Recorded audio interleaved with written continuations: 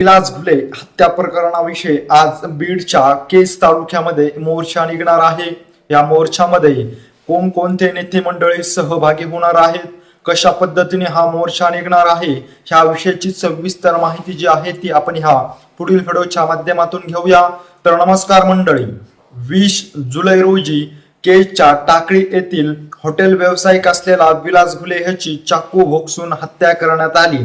त्यानंतर या हत्या प्रकरणातील सर्व आरोपींना तात्काळ अटक करण्यात यावी, त्यांच्यावर कठोरातली कठोर कारवाई करण्यात यावी या मागणीसाठी घुले कुटुंबियासह समाज बांधव जे आहेत ते रस्त्यावर उतरल्याचं आपण पाहिलेलं आहे। याचबरोबर केज येथील पोलीस स्टेशन समोर हा समाज बांधव आक्रमक देखील झाल्याचं आपण पाहिलेलं आहे।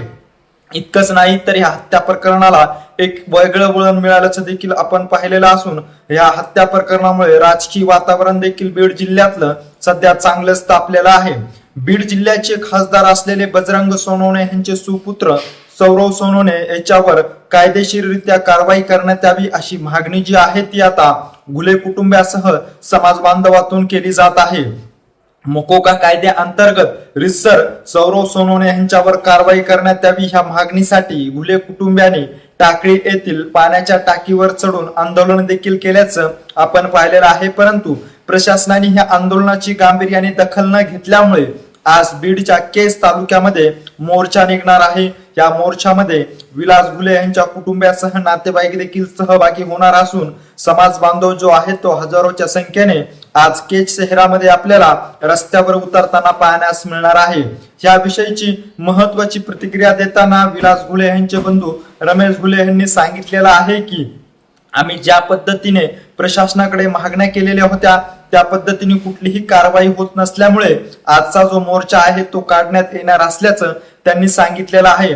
या हत्या प्रकरण जे आहे ते फास्ट कोर्टामध्ये घेण्यात यावे, लवकरात लवकर ह्याचा निकाल लावला जावा या मागणीसाठी आज आम्ही रस्त्यावर उतरणार असल्याचं त्यांनी ह्यावेळी बोलताना सांगितलेलं आहे। त्यामुळे पुन्हा एकदा बीड जिल्ह्यामध्ये ज्या पद्धतीने संतोष देशमुख हत्या प्रकरण गाजलं होतं त्याच पद्धतीने आता विलास घुले देखील हत्या प्रकरण चांगलंच गाजणार असल्याचं चित्र आता हळूहळू आपल्याला पाहण्यास मिळत आहे।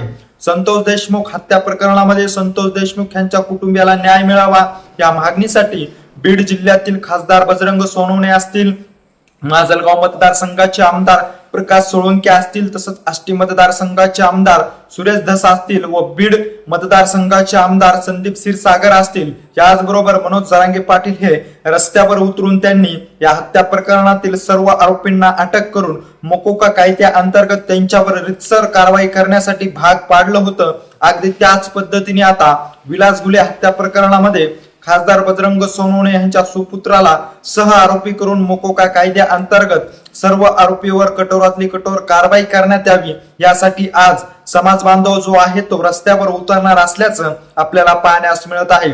आज केज शहरामध्ये हा जो समाज बांधव आहे तो रस्त्यावर उतरणार असून न्याय हक्कासाठी हा लढा उभारणार असल्याचं सांगितलं जात आहे। या मोर्चामध्ये प्रामुख्याने पाहिलं तर संपूर्ण समाज बांधवासह विलास घुले कुटुंबातील सर्व नातेवाईक व कुटुंब जे आहे ते आज ह्या मोर्चामध्ये सहभागी होणार असल्याचं आपल्याला पाहण्यास मिळणार आहे। याचबरोबर ह्या मोर्चामध्ये आता समाजातील कुठकुठले नेते मंडळी सहभागी होतात याकडे देखील सर्वांचंच लक्ष लागलेलं आहे। याच बरोबर जातीच्या पलीकडे जाऊन विलास घुले यांना न्याय मिळवण्यासाठी बीड जिल्ह्यातील कुठले नेते मंडळी आज या मोर्चामध्ये उपस्थिती दर्शवतात याकडे देखील सर्वांचंच लक्ष लागलेलं आहे।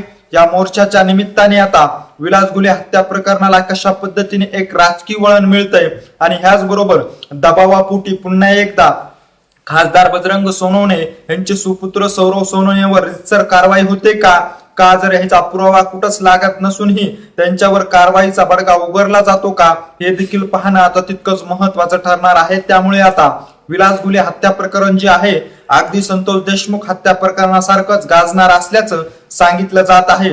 त्याची जी ठिणगी आहे ती आज बीडच्या केज तालुक्यामध्ये पडणार असल्याचं आपल्याला पाहण्यास मिळत आहे। विलास घुले हत्या प्रकरणाविषयीची अशीच महत्वाची अपडेट तुमच्यापर्यंत वेळोवेळी पोहोचायची असेल आणि तुम्ही अजूनही आमच्या चॅनलला जर सबस्क्राईब केलं नसेल तर नक्की सबस्क्राईब करा आणि हा व्हिडिओ जर आवडला असेल तर जास्तीत जास्त शेअर करा।